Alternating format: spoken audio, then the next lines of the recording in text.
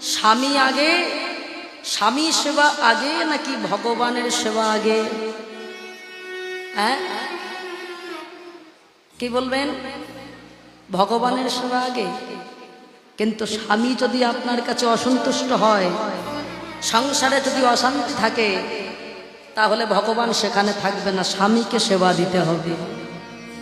যদি বলেন স্বামী সেবা দেবো, তাহলে ভগবান সেবা দিতে হবে না, সেটাও কিন্তু বলেন। আমরা অনেক সময় এটাই করি, স্বামীর সেবা হলো কি না হলো, নিজে পূজার্চনায় এতটাই ব্যস্ত হয়ে গেলাম যে স্বামী হয়তো তাতে দুঃখ পেল, কষ্ট পেল, সেদিকে ভ্রুক্ষেপ করলাম না। ভুল করছেন। সংসারে সুখ না থাকলে ভগবান সেখানে থাকে না বাবা। আগে আপনাকে স্বামীকে সেবা দিতে হবে। স্বামীকে সেবা দেওয়া মানে সারাক্ষণ খেতে দিতে হবে, এটাই কিন্তু নয় বাবা।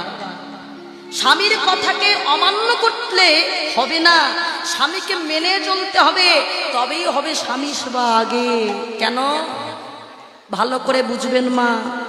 যদি বলেন এই কথা কেন বললাম, স্বামী যদি নাস্তিকও হয়, যদি ভক্তিমতী হবেন, তবে স্বামীকে নিয়ে আসুন আপনার সেই পথে, ধর্মের পথে।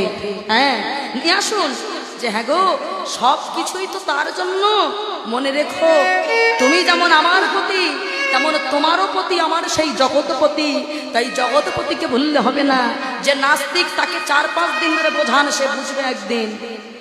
কেন মায়েরা? তবে স্বামী সেবা আগে কেন বললাম জানে? কয়াধুরু পর্যন্ত হিরণ্যকশিপুর সন্তানকে এত অত্যাচার করত, তারপরেও একদিনও কিন্তু হিরণ্যকশিপুরের মুখে মুখে কোনো তর্ক করেনি, কোনো বাজে কথা বলেনি। কোনো জায়গায় কোনো শাস্ত্রে দেখেছেন যে হিরণ্যকশিপুর কয়াধুরীকে অত্যাচার করেছে? দেখেছেন? তবে মনে রাখবেন, পুরুষ হয় তারা, যারা কাপুরুষ হয় তারাই একমাত্র নিজের স্ত্রীর উপরে অত্যাচার করে বাবা, যারা কাপুরুষ হয়। কিন্তু যারা সত্যিকারের পুরুষ, তারা কখনো নিজের স্ত্রীর উপরে কোনো রকম অপরাধ অন্যায় করে না বাবা, কোন রকম আঘাত করে না। মনে করে দেখুন না, রাবণ কত বড় বীর যোদ্ধা, কত অপরাধী, কিন্তু রাবণ নিজের মন্দাদরীকে, নিজের স্ত্রীকে কোন শাস্ত্রে দেখেছেন যে কোন রকম ভাবে অপরাধ করেছে স্ত্রীর উপরে?